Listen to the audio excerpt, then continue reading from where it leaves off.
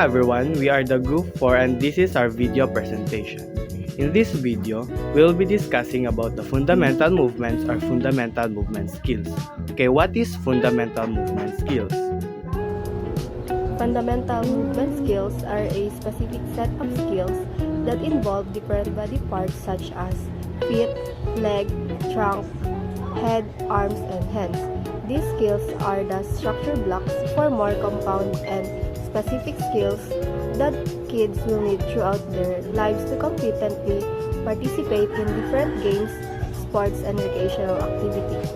So, in short, fundamental movement skills are the basic building blocks that help kids move confidently and successfully in sports, game, and everyday physical activities. So there are two types of fundamental movement skills. Number one is non-locomotor and the other one is locomotor. Let's start first with non-locomotor. What is non-locomotor? Non-locomotor movements are body movements performed without traveling from one place to another. The body stays in the same spot while different parts are moved. This movement focuses on balance, stability, flexibility, and body control rather than moving across space. So here are the examples of non-locomotor movements. So, we have 9 non-locomotor movements, and I will be explaining the first one. So the first one is the bracing the core. This movement is very important to stabilize your spine, and it is a form of exercise to gradually improve your core group muscles. So for the mechanics, perform a supine lying position. Put your one hand to your abdomen and the other one in your chest. Brace or contact your abdominal muscles slowly. Keep your lower back in inward position. Elevate your pelvic floor muscles. Maintain your pelvic floor and lower abdominal muscle contracted together.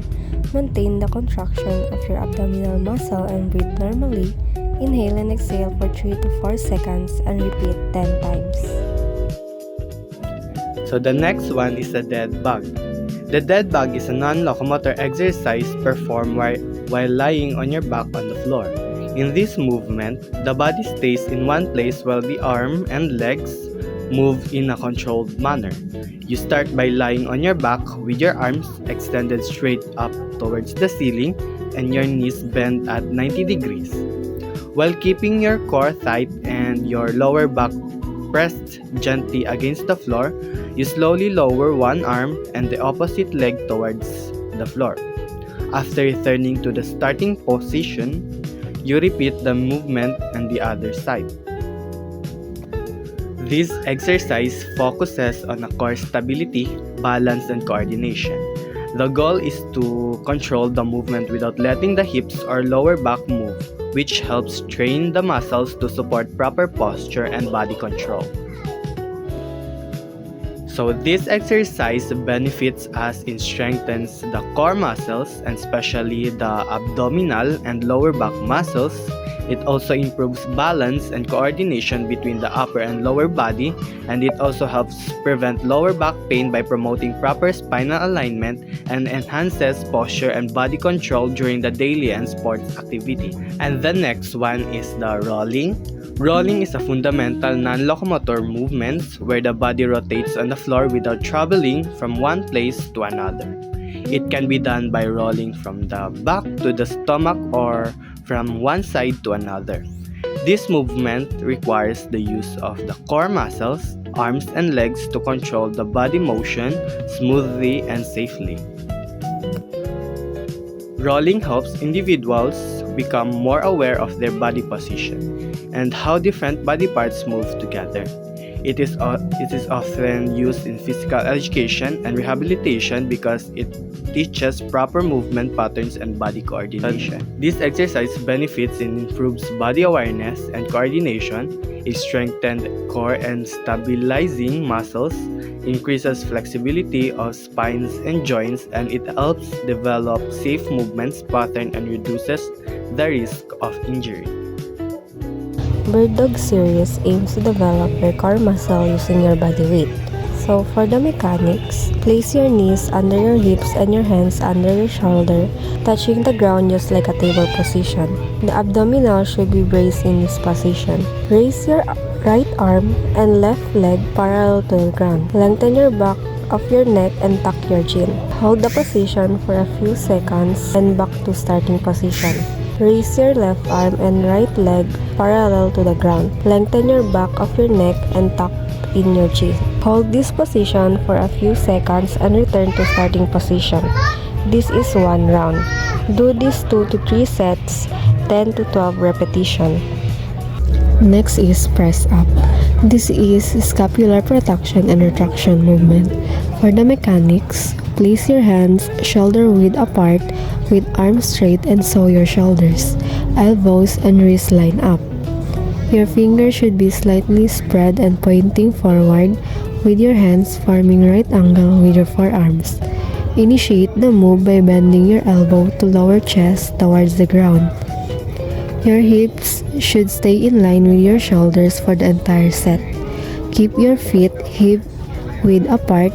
Placing them further apart makes it easier and bringing them together makes it harder. The closer you can get your chest to the floor, the better, because this makes the working muscle move through a full range of motion. So, the topics that I'm assigned in is about the Cobra Stretch. So, what is a Cobra Stretch? So, Cobra Stretch is a common yoga and exercises stretch that mainly targets the abdominal muscle. It also strengthens the spines, glutes, and lightening the anterior neck, muscles, and shoulder and chest. So, the benefits of Cobra Stretch is it stretches the front of the body, improves spine flexibility, helps relieve lower back stiffness, and can reduce muscles tensions after workout.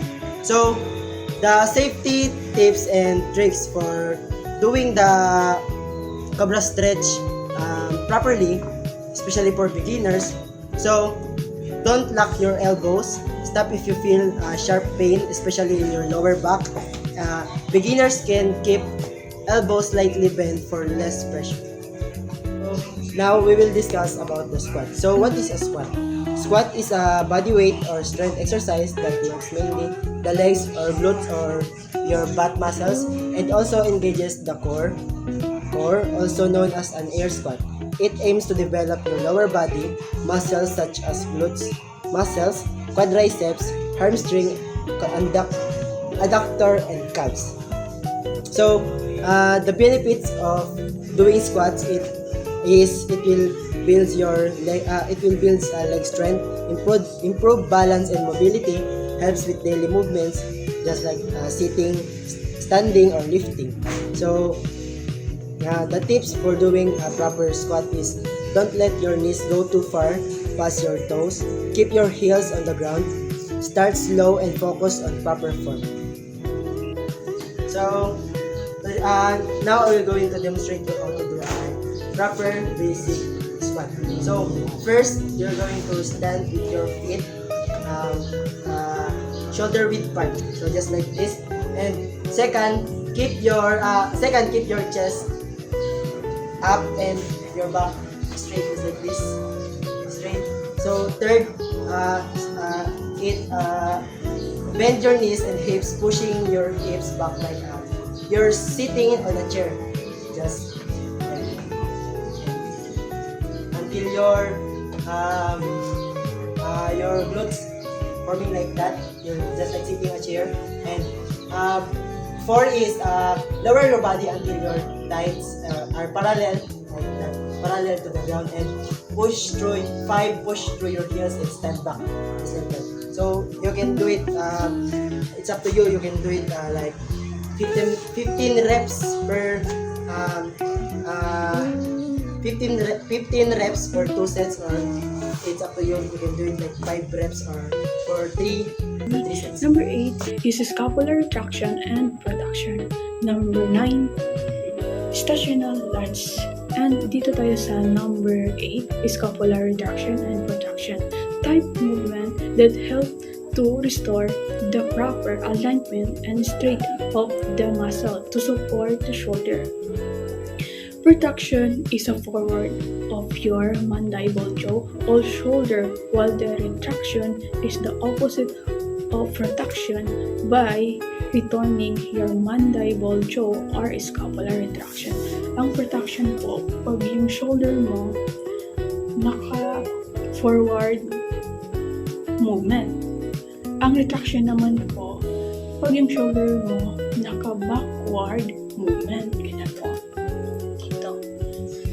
Number 1, stand up straight with feet shoulder wide apart. Number 2, pull your shoulder blades scapulae towards the spine or towards each other.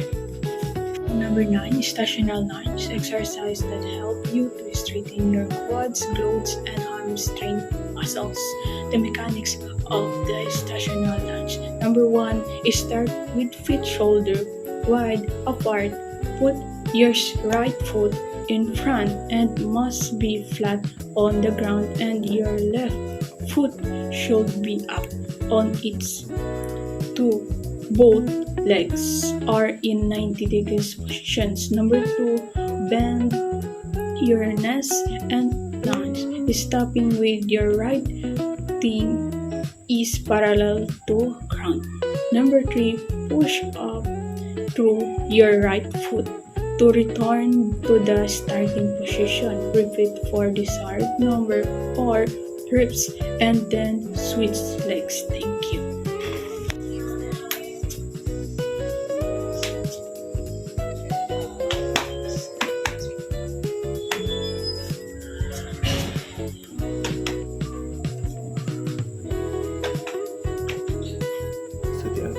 So the other type of fundamental movement skills is the locomotor. So what is locomotor? It is the body movement that move a person from one place to another. This movement involves traveling through space.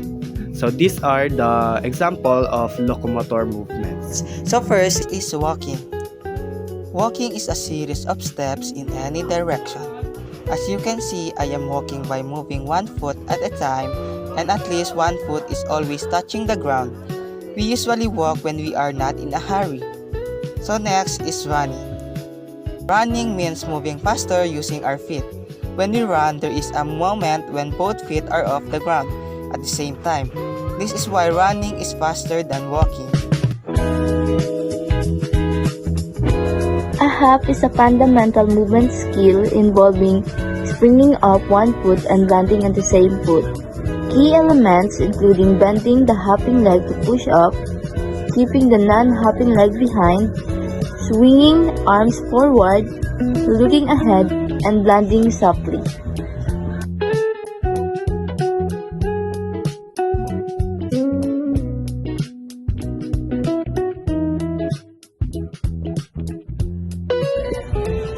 A jump is a fundamental movement skill involving propelling the body off the ground using legs and arms for power. Crucial for coordination, strength, and balance, with key paces, a preparatory crutch, knees bent and arm back. Forceful extension, arms swinging up and legs push up. Flight and a controlled landing, absorbing shock by bending ankles, knees, and hips.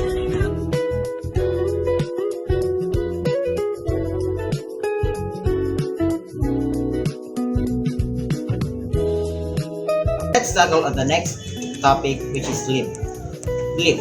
The definition for this is it is a movement where you spring from one foot and other foot while moving forward or upward.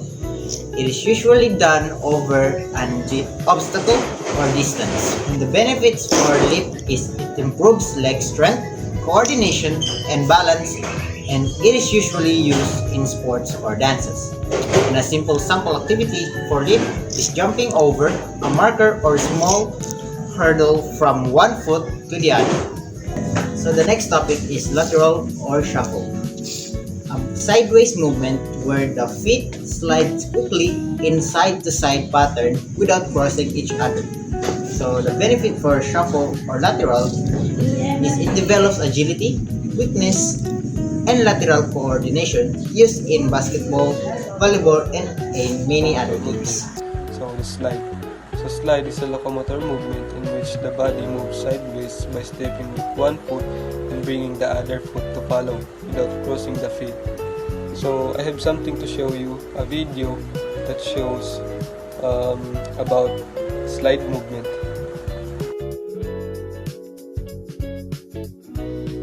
So that video shows a slide movement.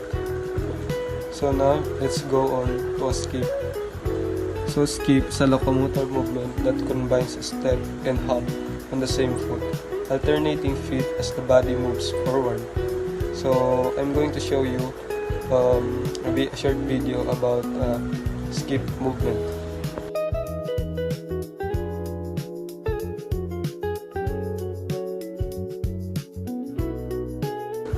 So that video shows about skip movement. Thank you.